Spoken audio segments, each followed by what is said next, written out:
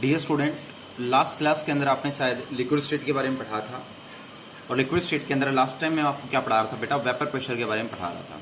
इस टॉपिक में मैंने आपको कल भी एक्सप्लेन किया था वेपर प्रेशर होती क्या है, कि the pressure exerted by the vapours of a liquid, कि वो प्रेशर जो किसी लिक्विड की वेपर्स के द्वारा एक्सर्ट किया जाता है। कब एक्सर्ट किया जाता है?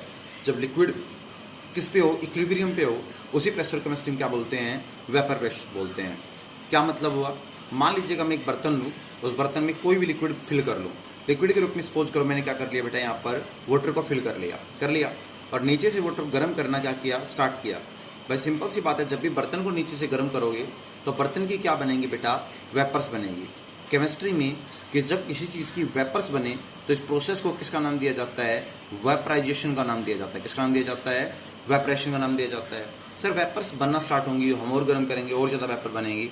थोड़ी देर में ये वेपर क्या करती है, ढक्कन के ऊपर पहुंचती हैं और वापस क्या होती है, ठंडा होती है। आपने देखा होगा कई बार, आप जैसे क्या करते हो, तुम्हारे घर में खाना बनता है, उसका ढक्कन हटाते हो तो ढक्कन पे काफ़ी सारी पानी की ड्रॉपलेट्स इकट्ठा हो जाती हैं। वो कहाँ से इकट्ठा होती हैं? क्योंकि वेपर ढक्कन के ऊपर जाके क्या हो जाती है, ठंडा हो जाती हैं और लिक्विड में कन्वर्ट हो जाती हैं।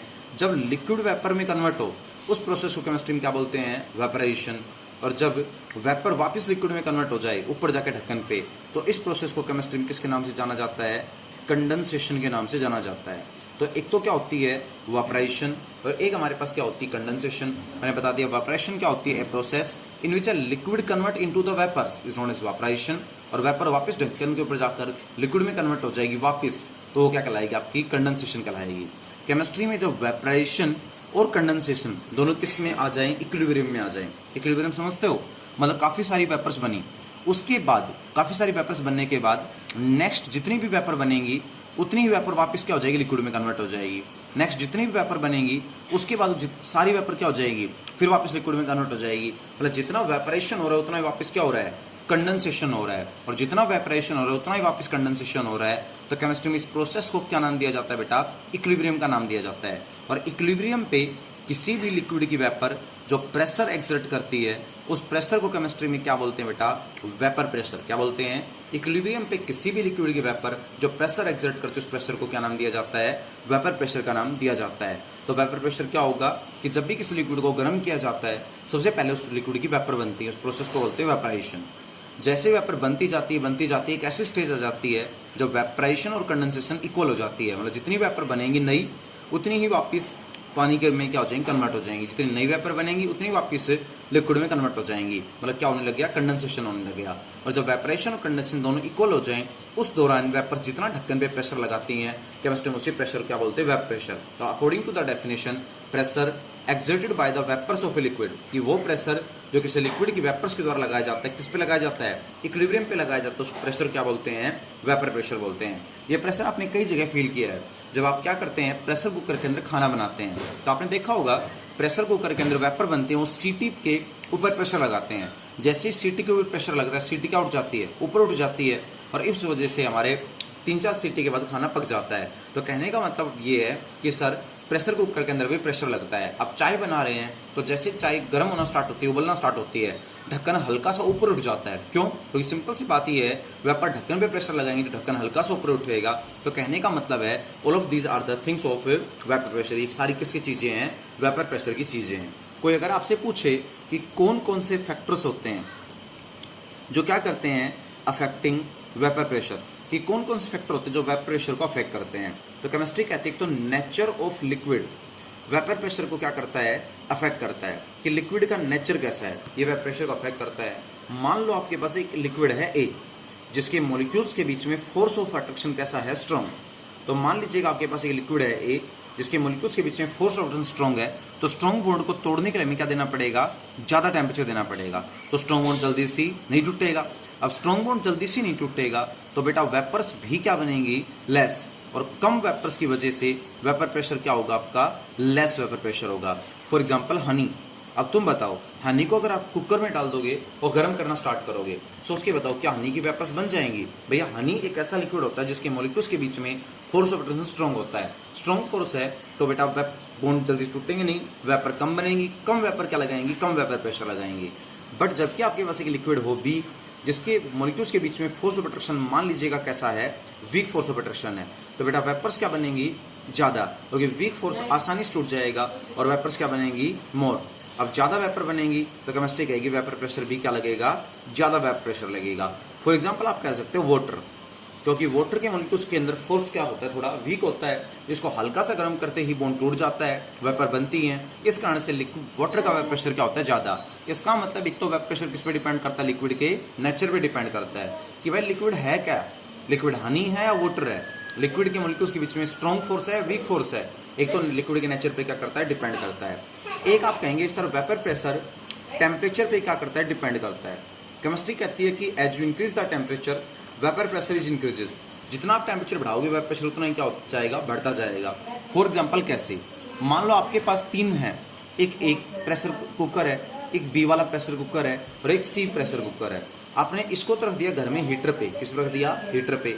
इसको आपने रख दिया गैस एलपीजी गैस के स्टोव पे, और इसको आपने रख दिया हलवाई वाली भट्टी के ऊपर, ठीक है, भट्टी का मतलब क्लीन के ऊपर रख दिया, अब फर्नेस के ऊपर रख दिया। आप बताओ जल्दी खाना किस में बनेगा, हीटर में या जो प्रेशर कुकर गैस पे रखा है उस पे या इस पे।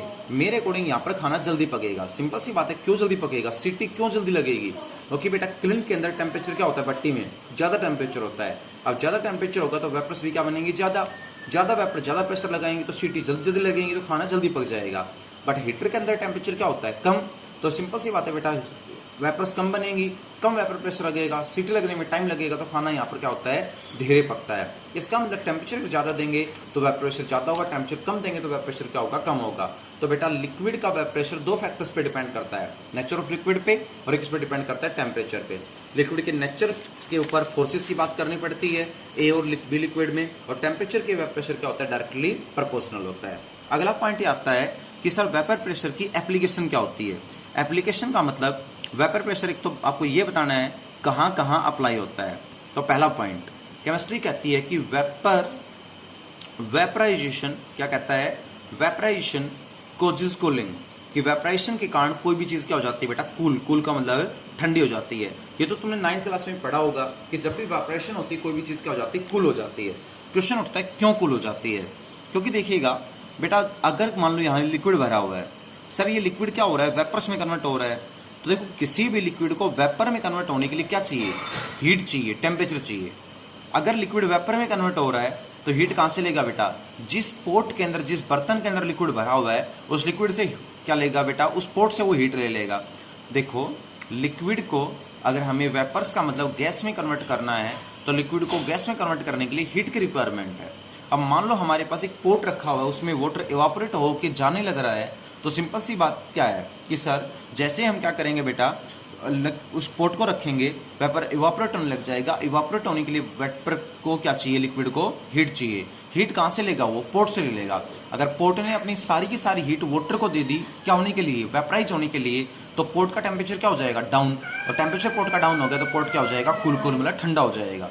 इस वजह से मटके के अंदर पानी क्या होता है, ठंडा हो जाता है। ठीक है, तो कोई अगर आपसे पूछे मटके के अंदर पानी ठंडा क्यों होता है, क्योंकि आप कहेंगे मटके के अंदर पानी का क्या होता है, एवापोरेशन कॉजेज कूलिंग। इस वजह से मटका और मटके का पानी दोनों क्या पाए जाते हैं, ठंडे पाए जाते हैं।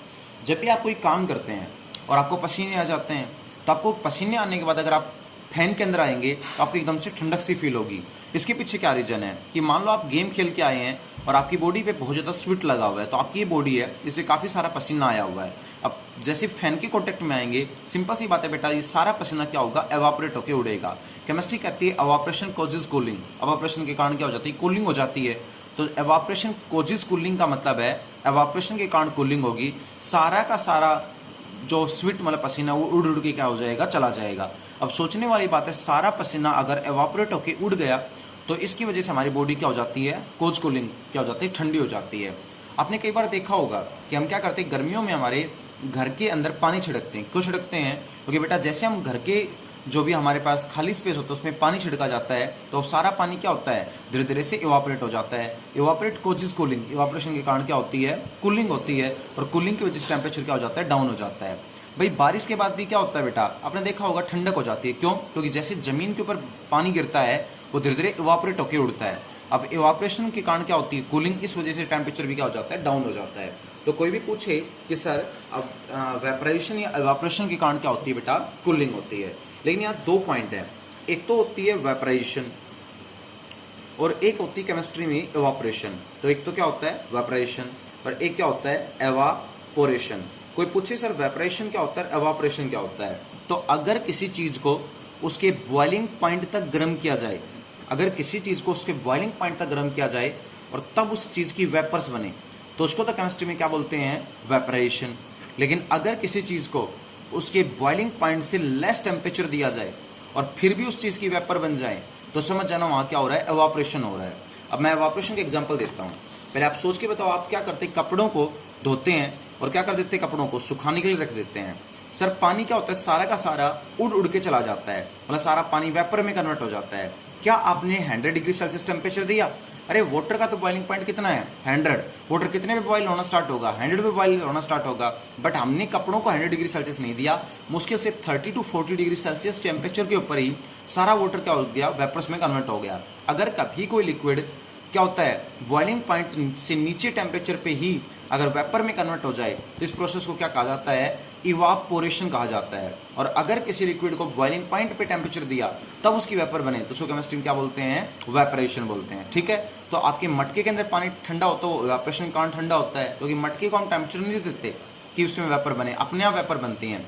कपड़ों को सुखाते हैं तो अपने आप पानी वेपराइज होता है, हम उसको गर्म नहीं करते 100 डिग्री सेल्सियस पे, इसका मतलब वहाँ इवापोरेशन होता है। आप क्या करते हैं बेटा, बारिश होती है तो पानी उड़ के जाता है, क्या 100 डिग्री सेल्सियस टेम्परेचर होता है, नहीं, 30 से 40 पे ही क्या होता है, पानी सारा उड़ जाता है। और जब भी किसी लिक्विड की वेपर बनेगी बॉइलिंग पॉइंट से लो टेम्परेचर पे तो वो प्रोसेस क्या कहलाती है, इवापोरेशन। और इवापोरेशन के कारण क्या हो जाती है बेटा, कूलिंग हो जाती है, evaporation causes cooling. Second point होता है यहाँ पर बॉइलिंग पॉइंट। कोई भी तुमसे पूछे सर बॉइलिंग पॉइंट क्या होता है, तो आप ये कह सकते हैं बॉइलिंग पॉइंट एक टेम्परेचर होता है। क्या होता है बॉइलिंग पॉइंट, एक ऐसा टेम्परेचर होता है जहां पर किसी भी लिक्विड का वेपर प्रेशर किसके इक्वल हो जाए, एटमॉस्फेरिक प्रेशर के इक्वल हो जाए, उसी टेम्परेचर क्या बोलते हैं, बॉइलिंग पॉइंट बोलते हैं। शायद नहीं समझे आप।